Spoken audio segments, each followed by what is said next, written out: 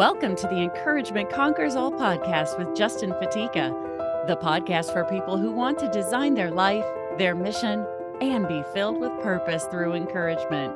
Now, here's your host, Justin.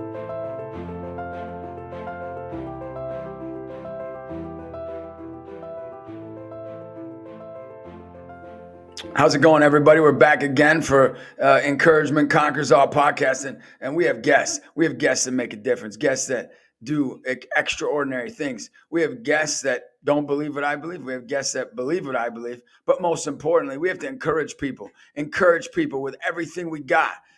Because at the end of the day, we need to make a positive impact in our communities. And what's going to do that? It's going to be virtue. What's going to do that is truth. What's going to do that is us not being afraid of forgiveness, not being afraid of hope, not being afraid of peace, patience, kindness, generosity, and self-control. And there's one person who actually, he's not afraid of virtue.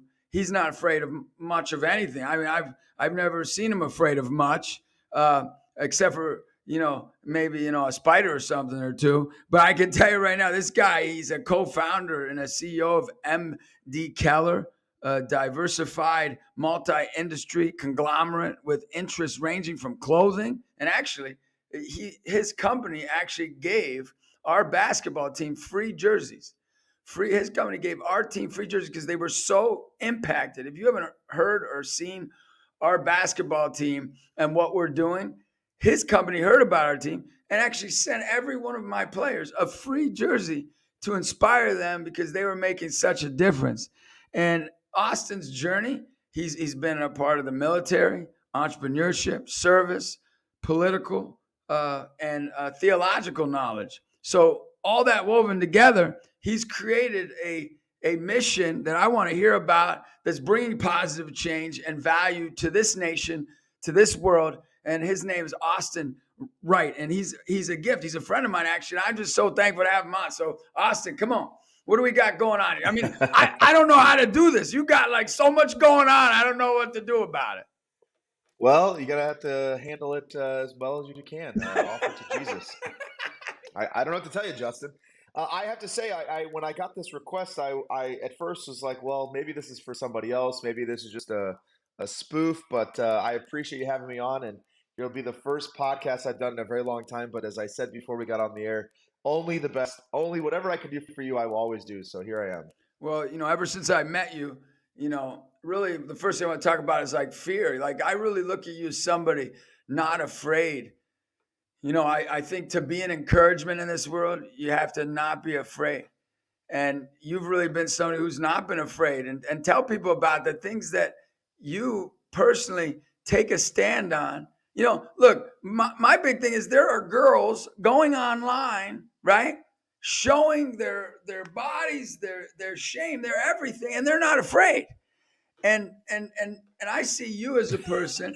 I'm not showing my body. I'm afraid of that. That's the I'm afraid. Yeah, we are not asking for that. But there are people that will go out and ream people out and treat people with hatred and violence and discouragement, and they're not afraid.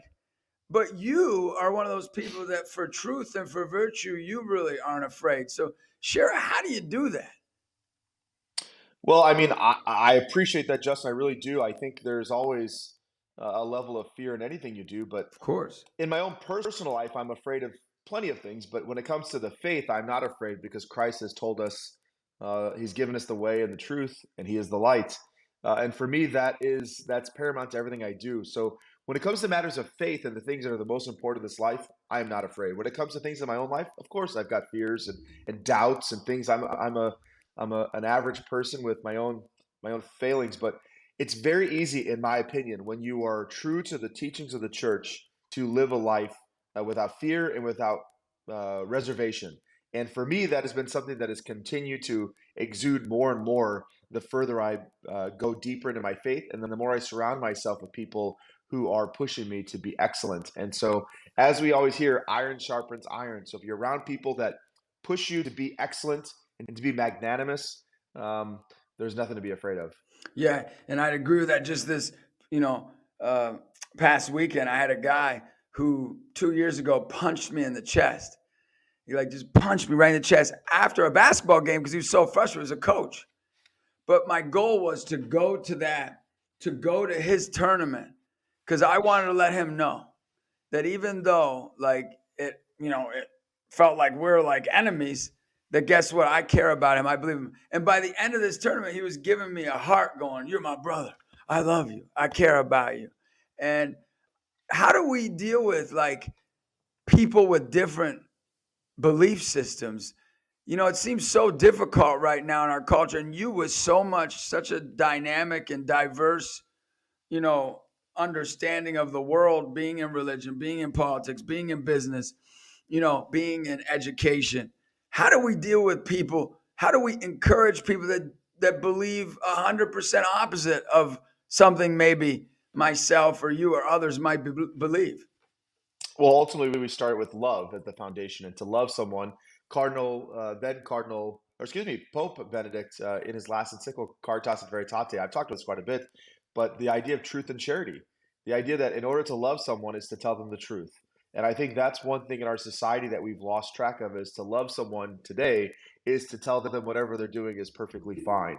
And to me, that is not loving someone. To love someone is to say, I love you enough that I'm willing to lose this relationship. I love you enough that I'm going to tell you what you need to hear, even if it might have a negative repercussion to me and or to what we have in our friendship or whatever that is. And I see this a lot. I have to tell you, Justin, I've kind of taken a step back away from social media, so I haven't had the outlet to pop off as I used to do Yeah. as much. And it's been very intentional. It's been very good for me in my own movement towards sanctity. But one of the things that's very frustrating for me, it just continues to draw me to some anger. I don't know if you call it righteous anger or what, but the number of people who are so poorly catechized in the church who go to things that they shouldn't be. So one of the best examples of what we're talking about here is we see people. I witnessed this. I still look through social media here and there, and I saw some friends, former Focus missionaries, who went off to a wedding that I know this guy was Catholic and got married at some resort, not under the church, not in the church. I pray that he got a dispensation, but let's be serious. And everyone that is there celebrating, and I don't understand why people don't see that this is not a way of showing him love by being there for quote unquote his most important day. To show I've lost many close friendships because I chose not to go to a wedding because it was a Catholic person marrying a non-Catholic outside the church without a dispensation. I'm not going to go to that. That's supporting you effectively leaving the church. And I find so many people are just unwilling to take that stand because they say it's being uncharitable, you're not being nice, you're not being kind. And to me, that's the complete opposite. And I going back to what I said earlier, I look at it from the context of, say you and I are good friends. Well, we are good friends, but say we're good friends and I find out you're having an affair with your wife, but I really, really value you in my life. For sure. And our friendship means the world to me. I'm choosing not to say something to you, and I'm going to tell myself it's because I love you and I pray for you, but I'm just not going to say it. It's not my business. When in reality, this is my thesis is, in reality, this is a form of slavery and entrapment because I value our friendship more than your salvation. So I'm unwilling to jeopardize the fact that you might say, I don't have enough of you, Austin. I don't want you in my life. And so there's this false pretense of loving someone that is truly not rooted in love. And I think to love someone is to tell them the truth. Now, that doesn't mean being a jerk. That doesn't mean going around and just saying very inappropriate or uncharitable things. But I do believe that if we're going to see a change in our society, it starts with being truthful to people. And that ultimately is the root of love. Yeah, and saying with the example of the guy who punched me in the chest, I had to look him in the eye and say, "Look, I forgive you." That's what I told him. I said, "I forgive you," and he probably instead of punching him back. No, I didn't punch him back. I had to do it the Jesus way. I had to like be on like, Father, forgive them. Not that I'm even close to Jesus, but like that was my goal. But the point is, you have to stand up. What you're saying is you have to stand up for this. You have to say this isn't right. This is wrong. And I think there are people afraid to say things are wrong. There are people afraid to say, like you said, if I was cheating on my wife, that's wrong. What are you doing? I thought you were my friend. If you're my friend, you'll deal with this. You'll ask for forgiveness. You'll fix this situation. And I think for you, encouragement, and this isn't relativism, but it's important for people to really think about this. For you, what you're saying encouragement is look, you don't got to do everything everybody else is doing. And that's how you encourage people. And No, I exactly. And I believe think in that. 100%. I think even to take it from outside of the Catholic bubble, look at what we just saw when they had the three university presidents at the highest schools in the land in front of Congress, and you had three members of these three presidents who needed none of them could say that calling for the genocide of Jewish people was wrong, or they and they're afraid to, or they would say that they persevere against this, but they kept saying that they kind of found a way to get out of it because they're unwilling to take a stand on what is right and wrong based on a fear of what society or what certain circles might say of them. Truth is truth. What is right, period. And regardless of the outcome, regardless of the ramifications of it, we have to be willing to take a stand. And I think so many problems in our society are based on the fact that we have cowardly people, myself included in many ways, cowardly people who are too afraid to take a stand because they're afraid of what it might affect, how it might affect them. Yeah, so I guess how are we able? I mean, because this is a big challenge right now. How are we able to work with? Is it possible? Because you are in all these different. I'm sure you have a lot of businesses that you're collaborating. Maybe you don't. Maybe but you're collaborating with people that might have a different value system that are buying your products, or that are, from a different value system that maybe are even in in the conglomerate, maybe not in the inner workings, but are like Yes. working together. Because I have different groups of people that I have to be honest with, that I work with, that might not be congruent on the same value system as me. Is that okay? How do we do that? I think it is okay. It just depends on the circle, right? So I think they're just like an onion. There's different layers. The closer the circle, the closer someone gets in the circle, the more it is important that they are closer to my understanding of things. The closer someone is as a friend and a collaborator, I hope that we have more and more in line with. The further out that gets from the center, you're going to have people that are different places in their conversion and a different place in their views on things.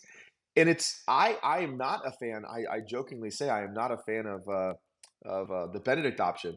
I like Rod Dreher fine, but the Benedict option, this idea, this premise that we need to just like circle ourselves Yeah. around Okay. like-minded individuals, that is not what we're called to be. We're called to be a light in the world. Yeah. I'm not called to live a monastic life. I'm called to, through a vocation, Lord willing, to marriage and to children. I'm called to bring that into the world, not to just find the people that agree with me so we can live in some like happy-go-lucky commune and not have to deal with the world. That's not what the Lord put us on this earth to bring others to the light. And the other thing is, we're not supposed to be like Gollum from Lord of the Rings with our little prize. We're supposed to share this with the world. Yeah. We're supposed to be willing to give it to everybody. And if we believe our faith is what it is, how could you not want to shout it from the rooftops? Yeah. So what you're saying is if you were an Orthodox Jew, right? If you were an Orthodox Jew and there's another Orthodox Jew there, and he's saying, wait a second, man, like you're saying you're an Orthodox Jew. You're saying you stand for these 200 or 300 commandments, right? And you're not following that. Like, look, then you're not an Orthodox Jew. That's what you're saying earlier about a Catholic that's saying, they're saying they're Catholic. They're saying they're Catholic and they're getting married and they're doing it outside the church. Man, live this. If you're going to say you're that, be that. Is that what you're saying? Or are you saying something more than that? No, that's what I'm saying. So if someone is Catholic, they're held to a higher standard because they've been given the fullness of the truth by being a full member of the church. Yeah. Someone that's not Catholic, say someone that's a well-meaning, well-intentioned Protestant, there's a different layer there. Say someone is a well-meaning, good-intentioned Hindu. Say there's someone that's a good, well-meaning agnostic. All of those people are still called, because of the fact they're beloved children of God, ideally. Yep. They're called to live a heroic life. The hopeful desire is that person comes closer and closer to the truth, which is the church, which is Jesus Christ. Yep. And that is through that relationship.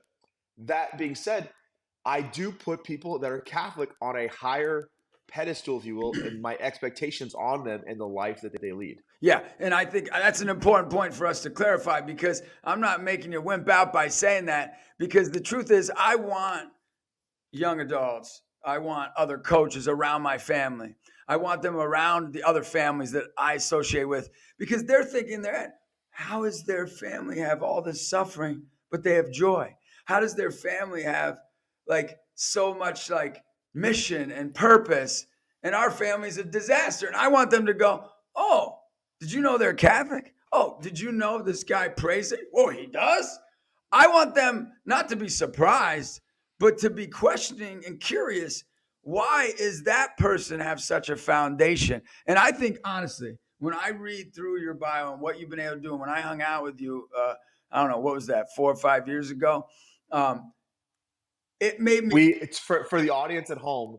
We went to a barbecue joint in Texas with like huge trays of like slabs of beef, and I thought Justin was going to lose his mind. He was so happy. Well, of course. I'm Italian. If you put food in front of me, I'm gonna eat everything and anything. All right. I'm making 300 raviolis for Christmas. I mean, seriously, Wow. this is no joke here. Food is no joke in my world. Yes. Yeah, and we had a blast, and we were actually hanging out at a venue, right? To be nameless, right? That it wasn't the encouragement message, and it wasn't going for the higher standard. And you and I were walking together and being able to say, man, how do we hold our standard higher? One, and two, how do we find ways to incorporate all different types of people? Because what you're doing with all the different like lanes that you're in entrepreneurship, in the political and in sports, right? Which I love to be in. It's a lane I love to be in, right? What you're able to do is pull people in to what your belief system is. And that's one of the, I personally believe the greatest way you can encourage somebody is say, look, you don't believe anything I believe, but I want to be a part of your life. Isn't that what Jesus did? It is what Jesus did, and I think again, um, as I mentioned earlier, I pulled back drastically from posting on social media and doing all those things that brought a lot of fruit. It bore a lot of fruits, and it brought a lot of joy to my life. It brought a lot of hardship as well. But the realization for me is, and this is where like I said, I've been very cautious. I only kind of go on business podcasts, do those type of things, because on matters of faith, the one thing that I really kind of struck on was, and it's really become this overwhelming feeling, is as a layperson, yes, I spent 6 years in seminary, but as a layperson, I need to stay in my lane. And as you pointed out, I have multiple lanes that I'm a part of, and I can be in those lanes, but I need to be careful in listening to where the Lord has put me and not thinking that it's my place to speak for example, on behalf of the bishops, or like saying certain things that I feel like needs to be done. There's plenty of opportunities to speak on those things in a way that is that falls within the idea of subsidiarity. But when it comes to areas that the Lord has put me in, I'm going to speak boldly and I'm going to say my piece. But I think it's very easy. And this is one thing that I've always enjoyed with you, is you obviously are a very bold man, but it's that temperance, it's that prudence of understanding when and how to say certain things.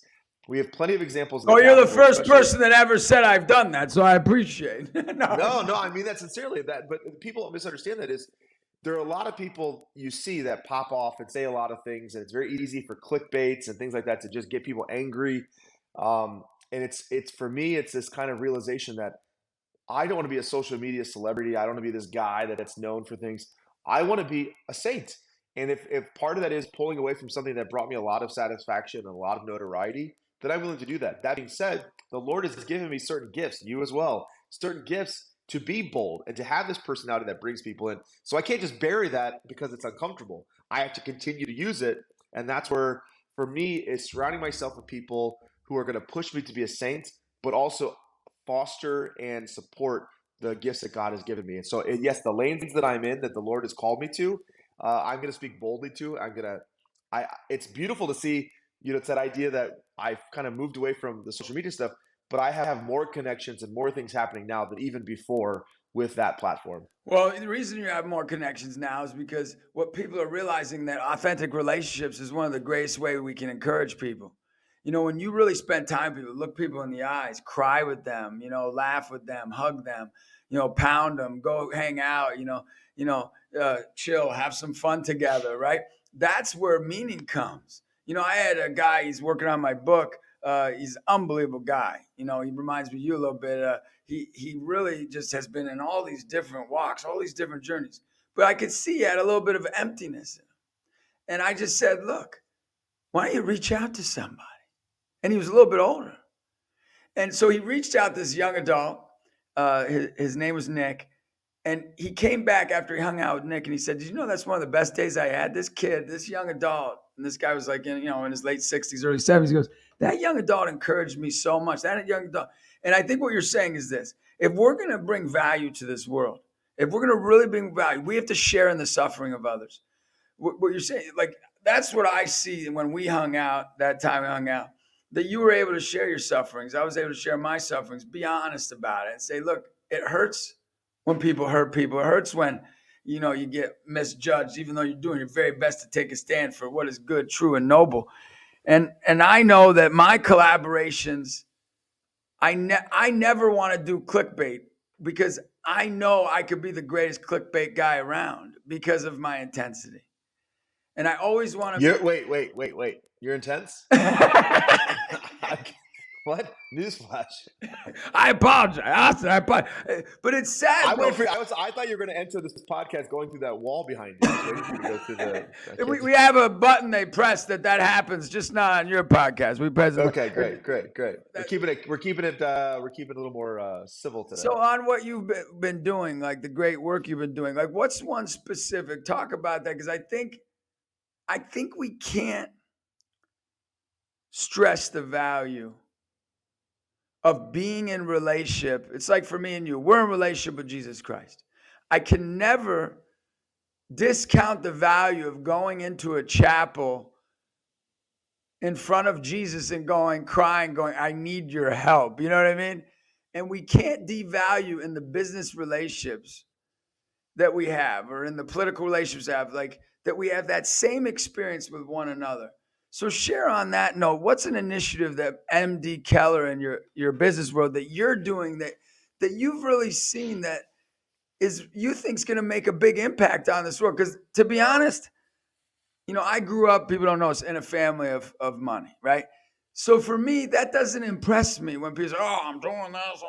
What impresses me is impact. And when you sent those jerseys, I'll remember that forever, because you're like, I didn't do that. The guy I hired did that. Well, you're about the same thing. So in MDKeller, what are some initiatives you have that you're like, this is going to make an impact? Well, I think we're very blessed. My business partner and I are very blessed that we get to utilize the gifts that God has given us for the greater glory of Him.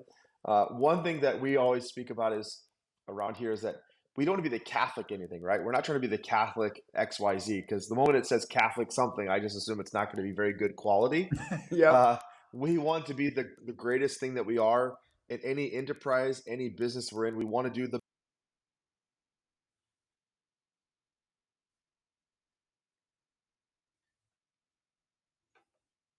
I think one of the things that's interesting we're in right now is we've been in a year-long dialogue with a group of funeral homes in the Midwest. This is not public knowledge as of now, but we've been discussing about partnering with a group of funeral homes in the Midwest and then growing out this company nationwide to, one, give other young men graduating from various Catholic universities or other places who want to have a stable career, who want to be able to provide for their family, but who also want to make an impact.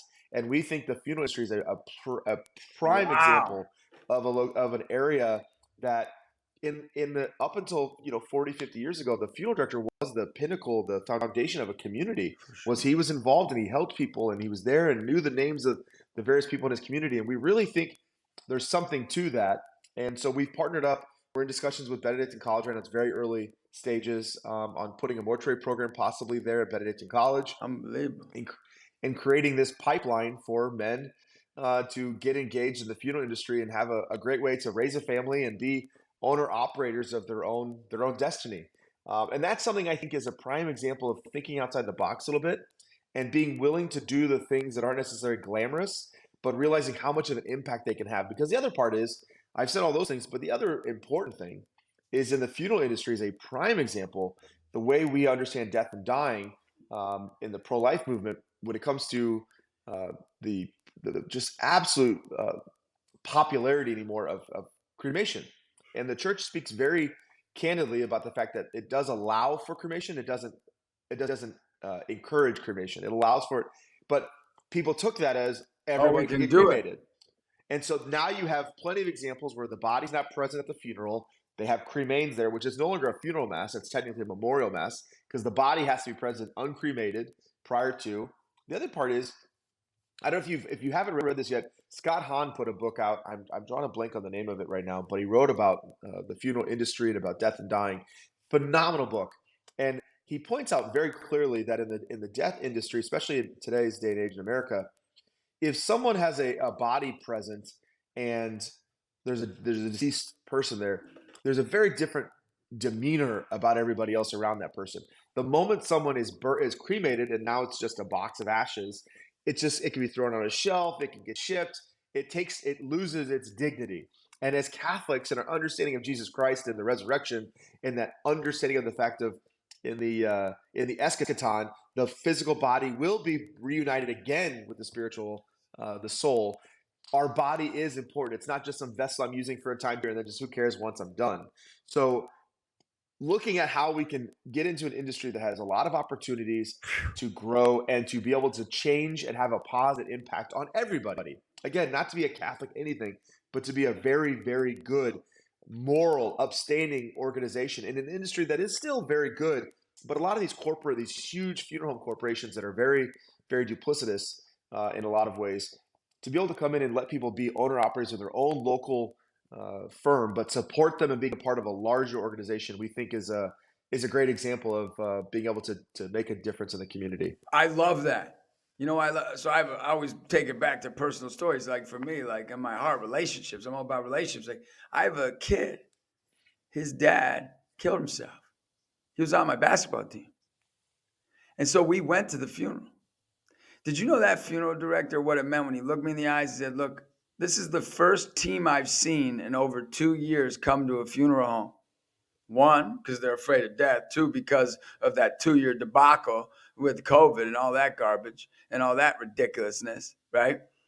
And just think if it was somebody who truly understand the beauty and dignity of death, it would have been deeper than that.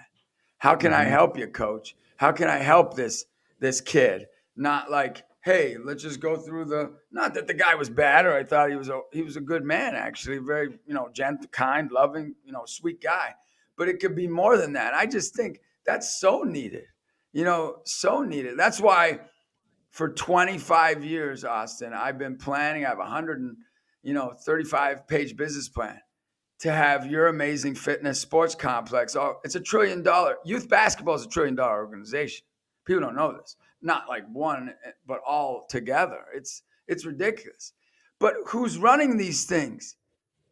Who's running? It's not about mentorship and walking with them.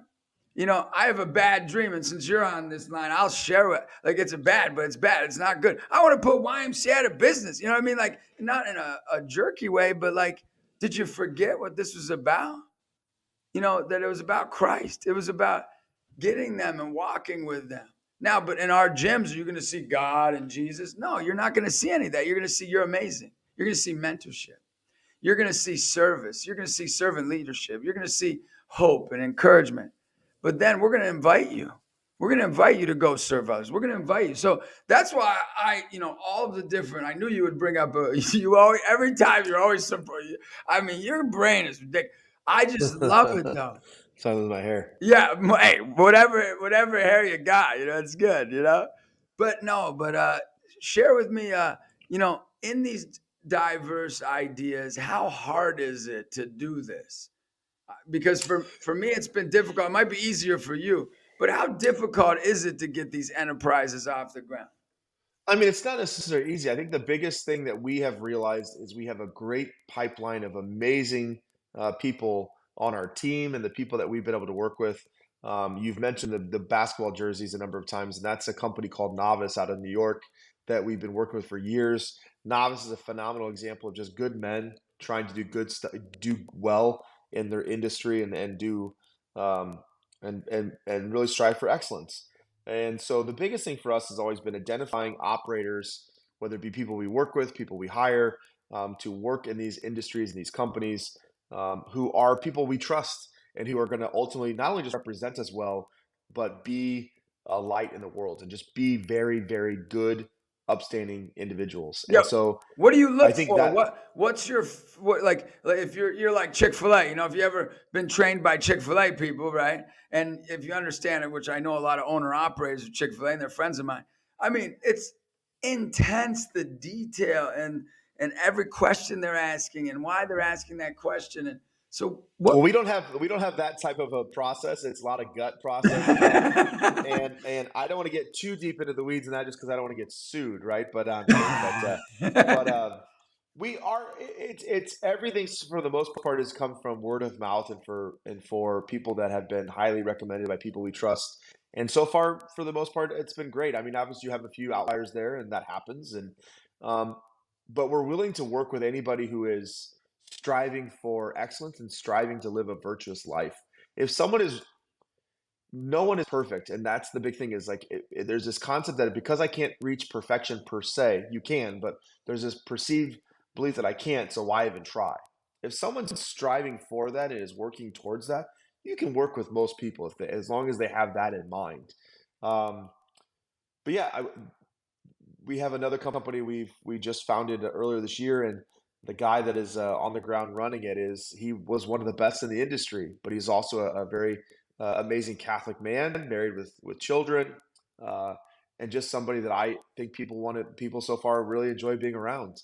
And so if we can keep finding those kind of individuals who are just phenomenal at what they do, but also have a heart for Jesus and want to serve everyone with dignity and excellence, there's no that's a formula for success. So Yeah. I So think it's what something is that what continues.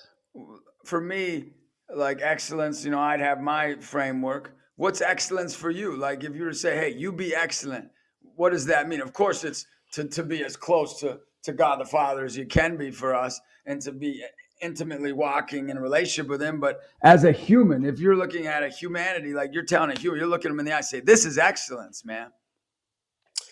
Well, I think excellence for each person is a little different. Obviously, I think excellence for I can speak only for myself. Excellence for me is that I'm striving. I'm down 50, 60 pounds roughly, or maybe more at this point since last time we saw each other. And you know, I always knew that my health was important. But excellence in the understanding that my physical ability, like just talking about the death business, my physical body is not just some vehicle. It's a thing that the Lord gave me, and I owe it to Him to treat it well as the temple we know of. But also because of the people that are counting on me, the things that the Lord has given me, I have to take care of my body as well, so that I can be on this earth for as long as He wants me to be here. But then the other part is, from a business standpoint, it is not one of the things is I'm dressed a little down right now compared to what I usually do in my business world. For Usually I have a sure. suit on, but Well, you knew you were hanging out with me, so you could lower the I wanted bar. to, well, we'll talk about that often. But one of the things for me is it's been fascinating to watch. The better I dress, not only the better I feel about myself and I feel like I behave, but the better and the more interesting people are when the people I'm dealing with, the more they seem to kind of like sit up in their chair more. It's not, we've become so casual in our society that by lifting that bar a little bit, not saying like you got to be a three-piece suit with a pocket watch and everything else all the time, but just elevating your clothing is that striving for excellence in everything, the outward and the inward. Obviously, as Catholics, we understand the inward is having a relationship with Jesus Christ. I think it's the bare minimum is you should be praying every day, or ideally a rosary, etc. But also having opportunities where you take 15 minutes or so a day in mental prayer to have an actual relationship with Jesus Christ. All of those things are foundational to living an excellent life. Yeah, And an Opus Dei model, an Opus Dei model. very much an Opus Dei model. Yeah. But so that was something that I really have kind of had a difference of opinion of the last few years is that physical part. It's why before we get down here, I'm going to the gym because I Yeah. have a little window where I go to the gym. Is taking that time for myself because I can't be excellent. I have a personality like you do where I can get out there and I can BS anybody and I can get everything I want and talk a lot and move, and keep moving. But if I don't have an inward movement of excellence where I am striving for me, Austin, above just what I'm doing in the externals and the business and the philanthropic and the political, but for me, then I'm really not that excellent. I'm just able to kind of it's almost like you're juggling, and at some point that's all going to fall down. Yeah, and I work with some business leaders that reach out to me. You ever have any guys that want to do this? But I do it, design your life. you know, and I give them timelines for 6 areas in their life. And I got trained in this. And basically, one is physical. And you basically, and I hold them accountable to this in the physical. Then there's the mental, like with anxiety and worrying and depression and their feelings and how they can better that. How do they want to better it? So there's physical, there's mental, there's spiritual, there's their career, right? Then there's their social, like giving back, right? And that's something like you do a lot of, giving back. Like, what makes you choose? You know, you yourself, your partner, you're very like, you know, I hear about it many times where you help lots of different people. Like, what makes you do that, and how do you decide? Because I know there's a lot of people out there that want to hear. How do you decide in your heart, in your own genius, what's best to give back to? Well, the first and foremost thing is, to whom much is given, much is expected, right? Um, these are not gifts that the Lord gave me, so again, like I can bury in a bushel basket somewhere. But I do believe that I've been very blessed. I come from very meager, middle class, middle of the road kind of background. Nothing special. Great people, but nothing special. Um, and the Lord has set me on this path to be able to have opportunities I never could have imagined. And because of that, I want to go above and beyond to help others um, meet their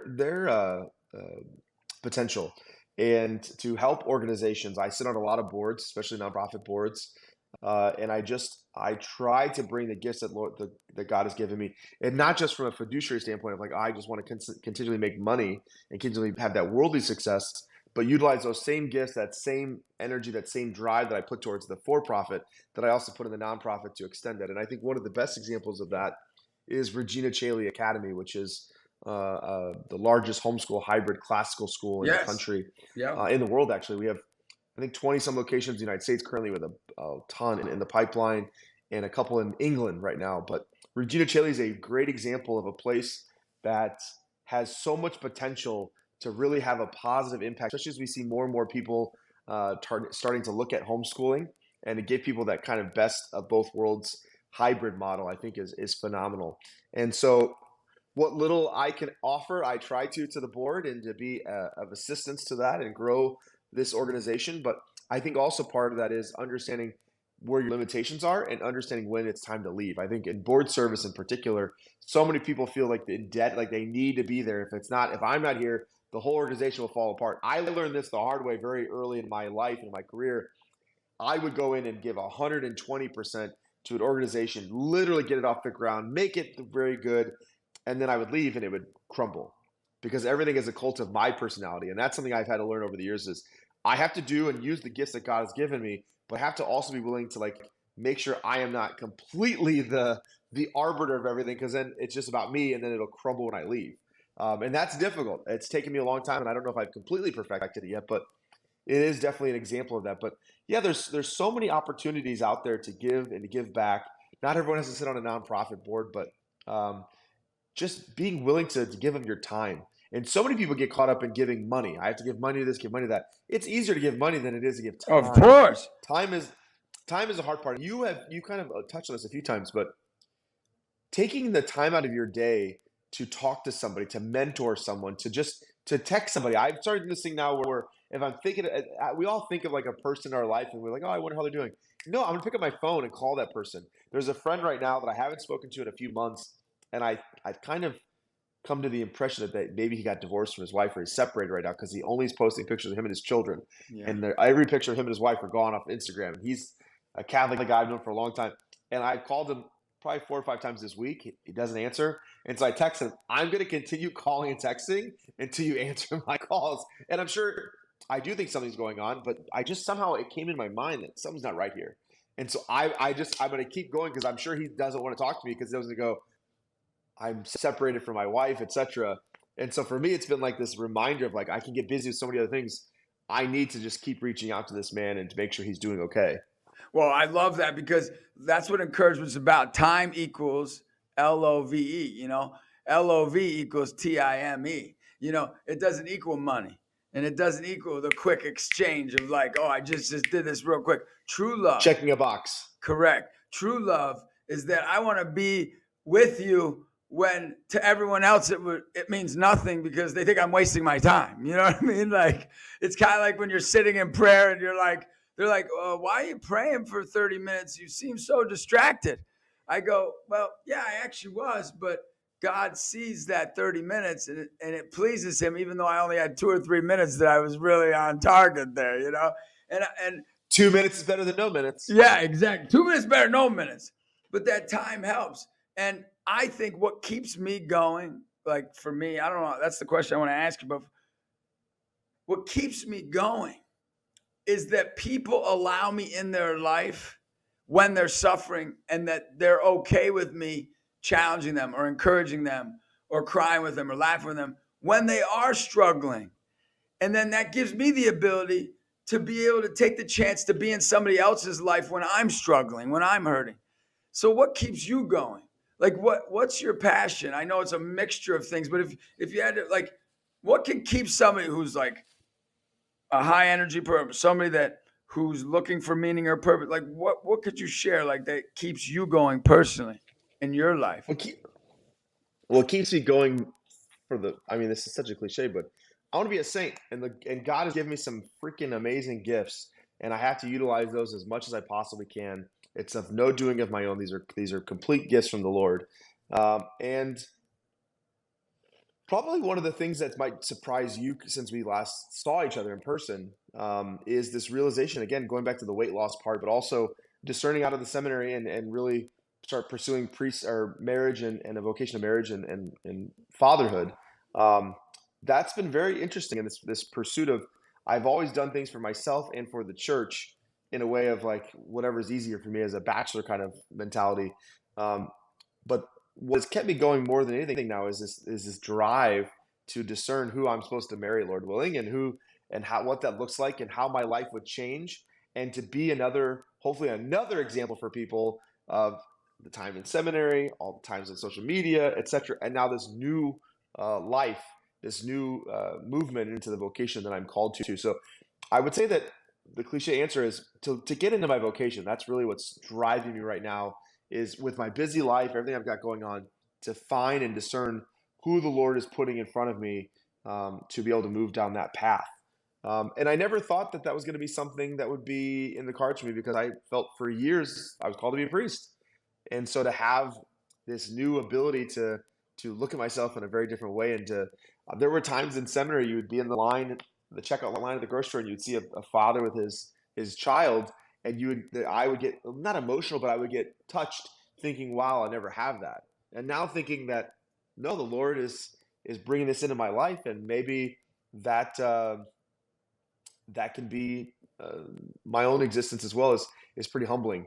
I will say on a personal note, something that's been very beautiful for me, and I know you know this story, and I don't share it publicly very often, but I was born out of wedlock. I've kind of spoken about that pretty publicly over the years, but in the last probably year to 2 years, there's been a great deal of reconciliation with my past, and I think movement towards marriage and family has allowed for a lot of healing in my own relationship with my father, Beautiful. and my siblings, and it's even involved with my name change. I have changed my name legally back to my actual last name. That's beautiful. I should have had with my father's name because I am my father's son. Yes. But these examples in my life of the fact that the Lord has healed so many things by just moving closer to Him, and for me, that's what drives me, is just to be closer to the Lord and just to be a loyal son of the church. That every gift I have, every blessing I have, every positive and some negative that I have in my life is all rooted in one simple fact: I'm a Catholic.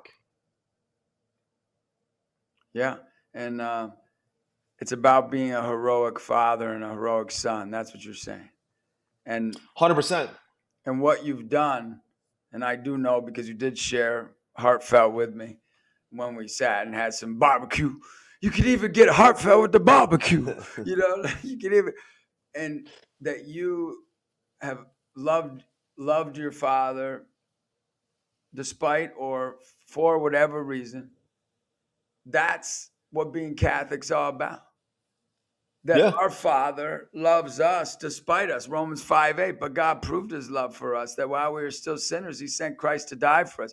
that's that's the gospel in a nutshell. That one scripture, the God. I'm sure it's so much more in the depth, length, and breadth, and hermeneutics of the Catholic faith, and there's so much to it.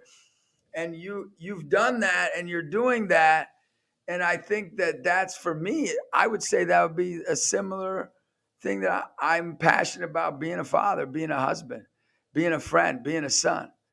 And is Well, that and what that's it, the sorry. no, I was just saying, is that because you go with your thought because I'll be able to remember this. I just think the God made me a man, and because I'm a man, I have certain things that I have interest in.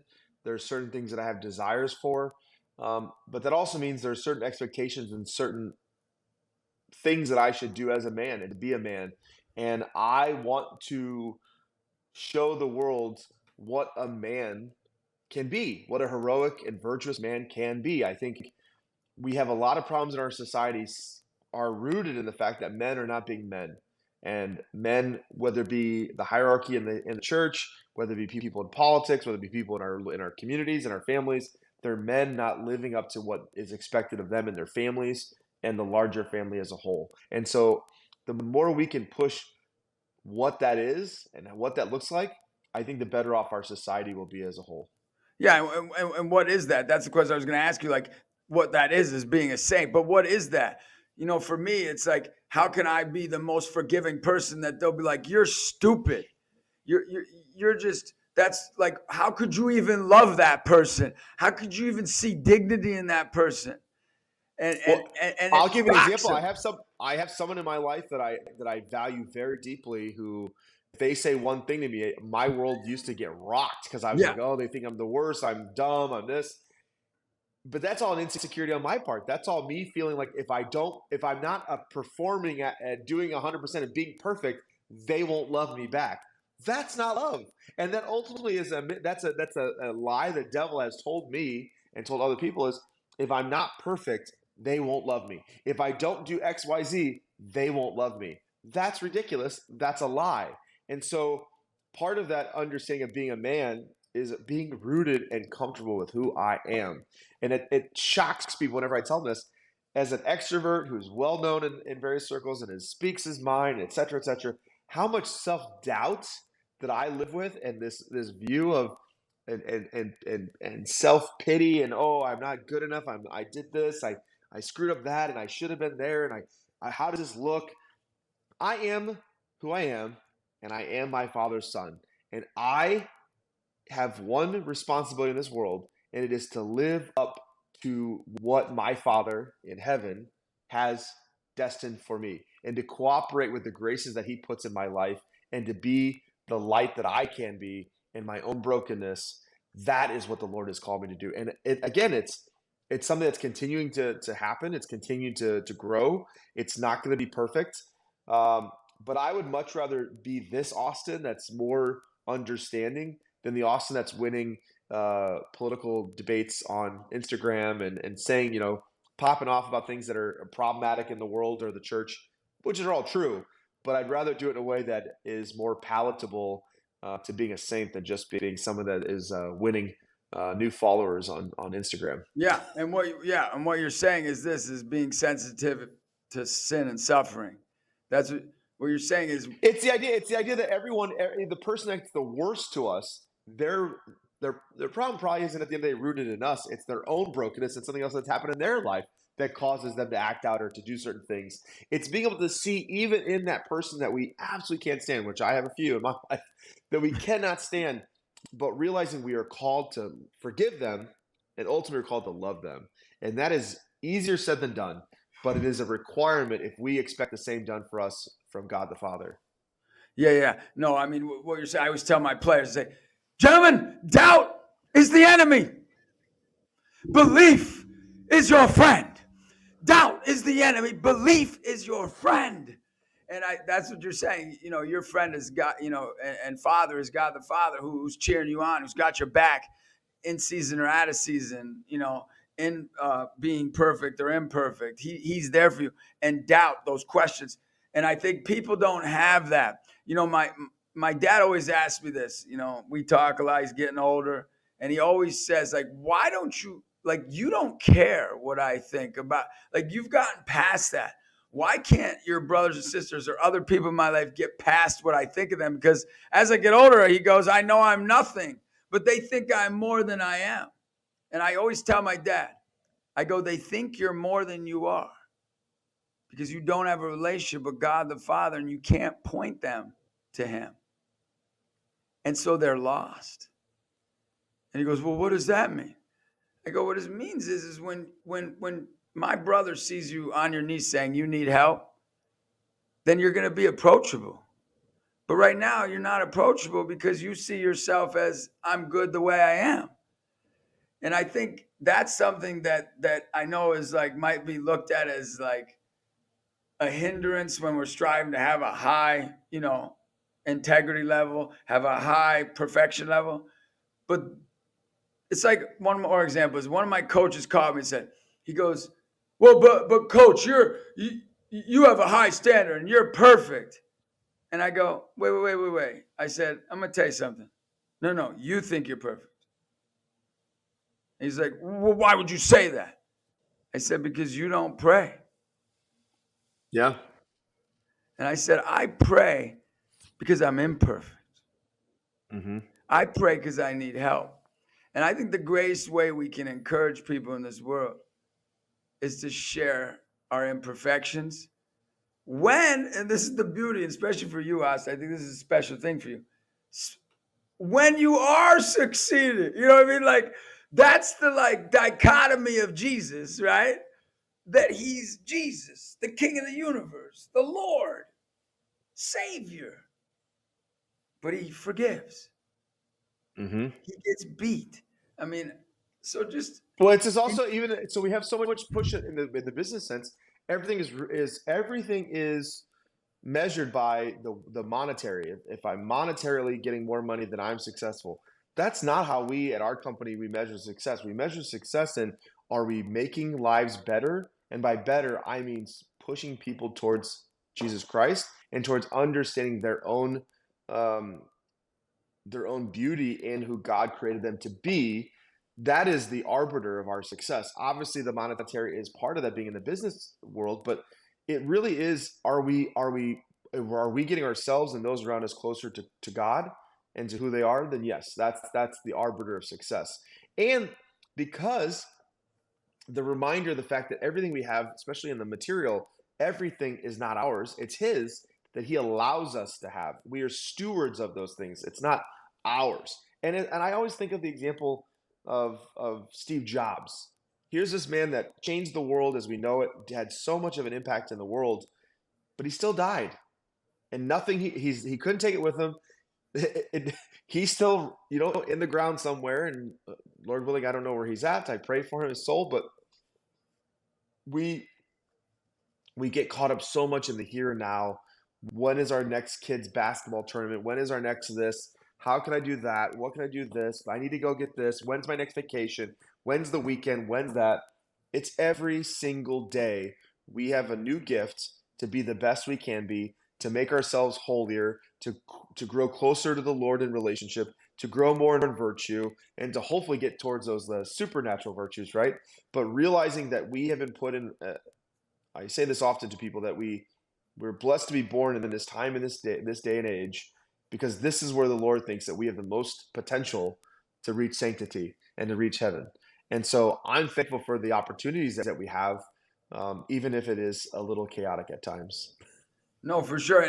And what makes it not chaotic is the people have encouraged you. And sometimes when I have a guest on, I think you're a good one to ask this question is, who are those three people, specific people in your life that you would say, hey, I know they're not there yet. They're not with God in heaven yet.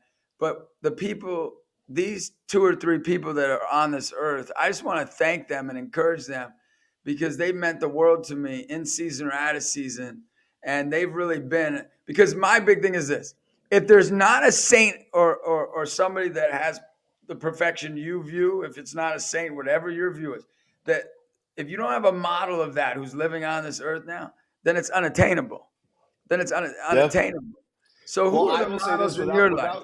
I'll give you two people of the three that I had that come to mind. Well, no, I'll tell you all three. Um, Cardinal Burke is somebody that I've gotten to know I extremely well just over the. met him recently, and I saw what I don't know He what you're has gonna say, but I was he impressed. has he has I feel very blessed. He's become a spiritual father to me in many ways, and somebody that I look to as an example of really living a drug through the mud as a person that cares for him very deeply. But knowing his eminence, if I may, I'm sure I'm assuming, and I'm almost certain that he's probably thanking the Lord that he has this opportunity to grow closer to him in his suffering, and that why that is why par excellence he's the guy. Number two, I've become relatively close with Father Ripperger, who's my spiritual director and somebody that I value a great deal. This is a man, again, that I watch and see how he lives his life and how he navigates the world that he's in, and with such uh, beauty and strength. And he's somebody that's not afraid to take a stand. He's not afraid to do the right thing, and he's not afraid to push. He's not there to be popular, to be liked. He's there to be uh, truly a man pushing people to God, and that is very humbling. And the third is my business partner, Harrison. He is somebody that I I would not be the man I am today had it not been for had it not been for him in my life and pushing me to be a better version of myself and to not settle for mediocrity or for comfort. He has no problem calling me out for things that I need to work on, which is exactly as a man what I need, and it's something that I'm thankful to the Lord that we've become friends and we've been able to do the things we have together, because I hope his example as a husband and a father more than anything else will help me and Lord willing in my vocation as well. But yeah, I'm very blessed with so many countless people in my life who are living lives of virtue and are striving for excellence, but also unafraid to stick their neck on the line to do the right thing. And I can't wait for the fourth person. Yeah. Well, I was gonna say Justin, but I'll give you some No, more no, time. no. The fourth. Oh, I appreciate it. I of course thought you were gonna say me. No, Well, no, but I'll say my fourth person is no, no. I'm gonna tell you the fourth. My fourth is my brother Andy. My brother Oh, Andy, beautiful. out of all my siblings, my brother Andy is somebody that I look to as he's constantly um, somebody that always looks to the good of the other. He's willing to give of his time. He's willing to give of his treasure. He's willing to give his last ounce of energy for those around him. He has, I always say he's the best version of me. We have a lot of very similar qualities, but he's on the next level.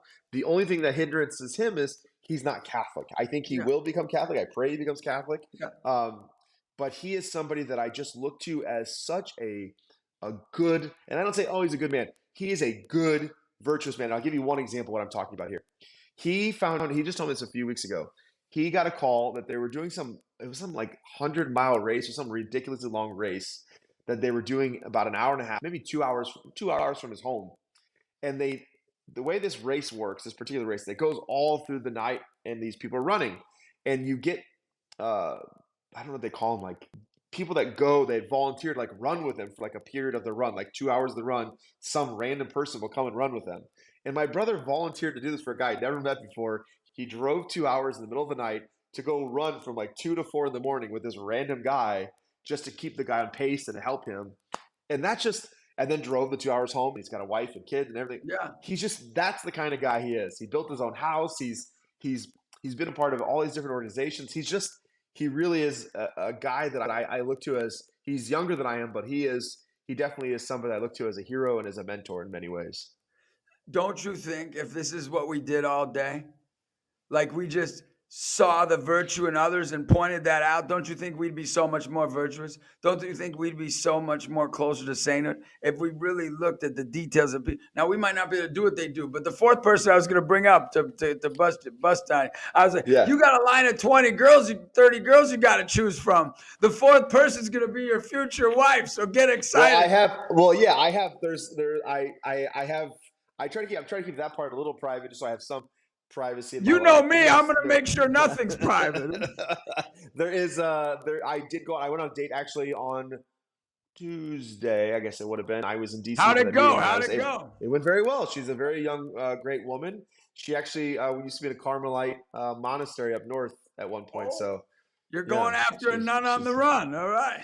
No, different person. I'm joking around. I'm joking. There's a person called Nun on the Run. It's a different person. No, that girl, I taught that girl. She was in my class.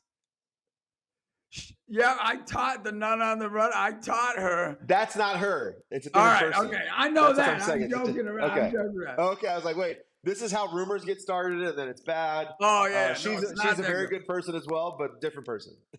No, but I don't mean to put you on the spot, but I want to tell you that the sensitivity you have is like Christ for suffering for people. Just hear you talk about your brother and the way you're sharing about him. I'm just so overly joyed of the journey you're on, and I just want to thank you for I'm having you on because you've been somebody for my unique way or whatever you want to call it, the way God made me. If you talk to my mom, I've always been like this. Like, you've always encouraged me. You've always seen that I had a gift, a unique, and I want to thank you for that, because I think that when we can see the uniqueness of a soul, of a vessel, of a steward, and we can really hone in on that and see the benefit of who they are as a person, I thank you for that, because you've really inspired me in that way, and I appreciate it. Well, I appreciate it, Justin. And one last thing I'll tell you before I know we're wrapping up here shortly is you are somebody, when I first saw you in your videos, and you obviously have been around for a while, because you're older than I am, but you are in the world that we come from, in the Catholic world in particular. It's very easy to see people that have this public persona, and they're just these great people and lots of energy, and then you meet them, and wow, it's disappointing, to say the least. The private life does not match the public. And I'm not saying, again, I think you should have, prudence tells you that you should have some things that are private and don't blast everything out in the world. But you have been somebody that I've always appreciated, because the person you are online and in public is the person I've gotten to know over the last 5 years or so, as well as somebody that is striving for excellence. And the Lord did put that energy in you. He did put that fire in you. He did put all those things in you, and you're not burying them.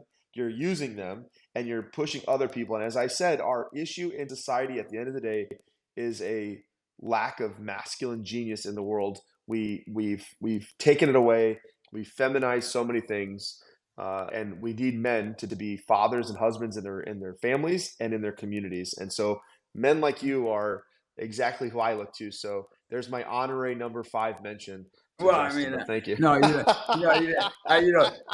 I love anybody I'm with. I wanna end, no matter what, them knowing that I see the goodness, that I see the Father in them.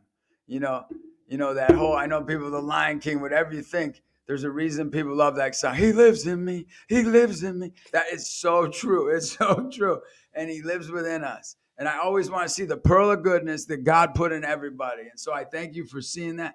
And I think that's what we need in our faith, us as Catholics. We need people to do that and to be vessels of that in this world. It's so desperate. And I thank you for your time and energy. And I thank you for your brotherhood. And we'll keep this going. But keep it going on the business end, honestly, because I am a firm believer. We don't need Catholics within their realm. We need Catholics outside their realm, building up God's people who are hurting, who need to know the true vessel, the true gift of the Catholic faith. And I thank you for that. I'm excited. I really, there are very few people I'm excited to see your journey and where it goes, but I'm pumped to watch where you're headed. Thank you, Justin. I appreciate it. Thanks for having me on, and good luck on the book. All right. Thanks so much, man. I love you, man. You're the best. God bless. Love you too. God bless. Thanks for listening to the Encouragement Conquers All podcast with Justin Fatica. Make sure to subscribe and follow to be notified when the newest episodes of the podcast go live. You can find contact information and important links in the show notes. Stay tuned for the next episode.